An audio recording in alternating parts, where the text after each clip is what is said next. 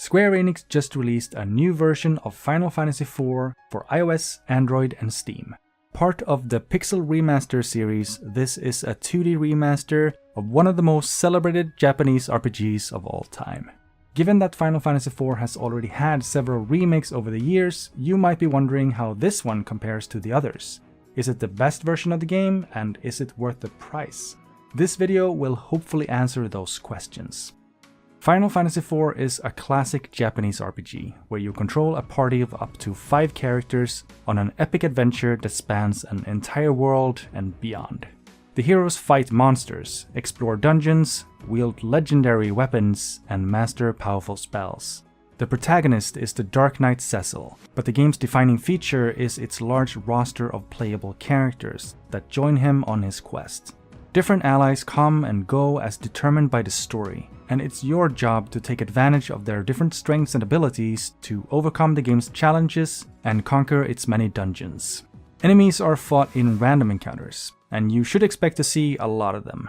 You'll start the game by traveling on foot, and the game is very linear at first. But once you get your hands on your first airship, a vast world opens up, full of treasure and secrets to find. Most of the game takes place in dungeons, and while these have a fair bit of variation and can be fun to explore, there isn't much to the experience besides fighting monsters and finding treasure. The Pixel Remaster is based on the original Super Nintendo game, meaning that the bonus content added in later remakes is not included in this version. No Cave of Trials, no Lunar Ruins, and no swapping party members. Oh well. This game is advertised as the ultimate Pixel Remaster, and this is sure to be a controversial statement. Character sprites have been lovingly redrawn with added color and depth, but stay very close to the style of the original game.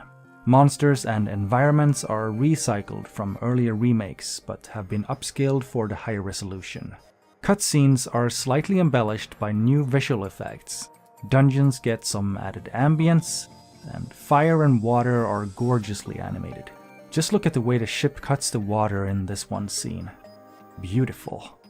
It all looks nice and improves on previous versions of the game without sacrificing the feel of the original, but it also feels a bit underwhelming. The desert oasis of Kaipo looks just like any other town, compared to the PSP version where palm trees sway in the wind. I guess I was hoping for a bit more variation here. Also, the font used for the game's text is mediocre, and the screen scrolling feels choppy at times. By contrast, the Pixel Remaster's newly rearranged soundtrack is a triumph. Drums and brass instruments burst with energy and excitement, and the violin on the boss theme kicks so hard it makes you want to leap out of your chair and swing a sword around. It doesn't get better than this.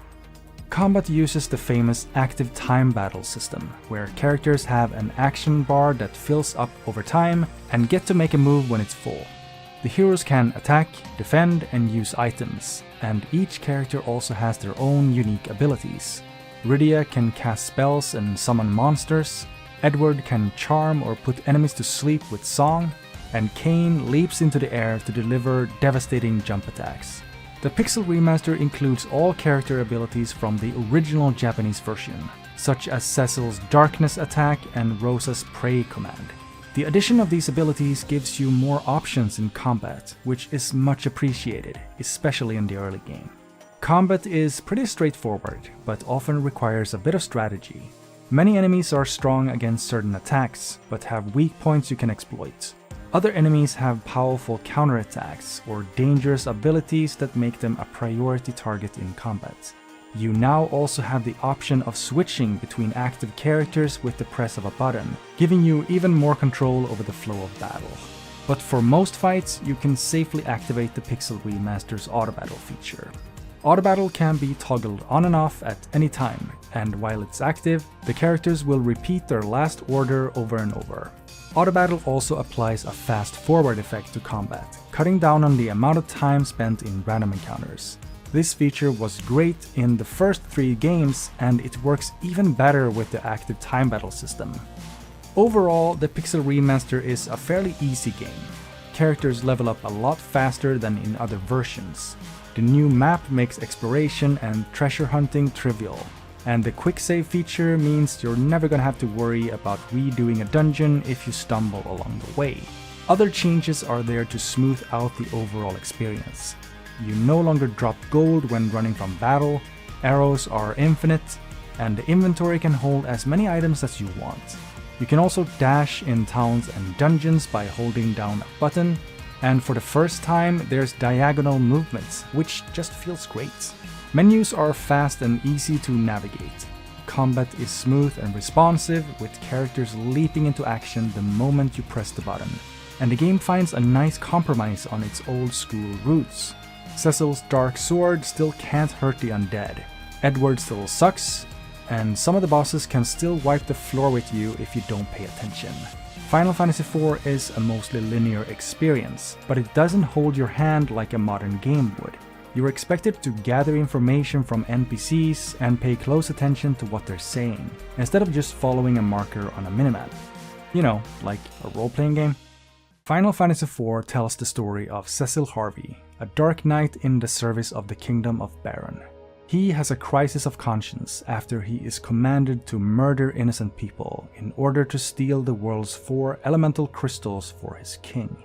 It might seem like a simple tale of good versus evil at first, but this game pulls some outrageous plot twists before it's all said and done. The storytelling is primitive and full of cliches by today's standards, but this was a landmark achievement for its time, and it's still a great story. The themes of personal growth and redemption are powerful, the characters are likable, and the dialogue can be quite funny at times. The Pixel Remaster doesn't have the voice acting or the elaborate cutscenes from the 3D remake, but it does a lot with very little. Every translation of Final Fantasy IV is slightly different from the others, and the Pixel Remaster has the best script I've seen so far. It's still got those classic lines, but it's full of subtle little tweaks to the dialogue that make the story feel more real and engaging. Oh, and if you don't want to play the game in English, you're in luck, as the Pixel Remaster comes with support for an impressive number of other languages. With all that said, is the Pixel Remaster worth your money? Before I get into that, I'd be super grateful if you could hit the like button and leave a quick comment, as it really helps the video reach more people. And if you like this type of content, consider subscribing to my channel.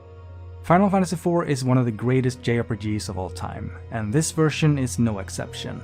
It's a timeless story and a grand adventure, and Cecil, Kain, and Rydia are some of the most memorable characters in all of gaming.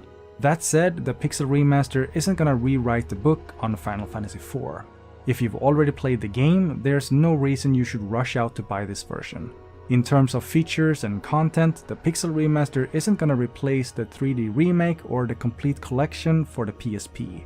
But if you're looking for an experience that's as close to the original game as possible, while adding quality of life features that make it a dream to play, beautiful 16-bit pixel graphics, and a masterfully rearranged soundtrack, this one's for you. If you want to learn more about what the original version of Final Fantasy IV was like, I am working on a retrospective video essay about the game, which I'll link here when it's done. Fair warning, it's gonna be a long video with a lot of spoilers.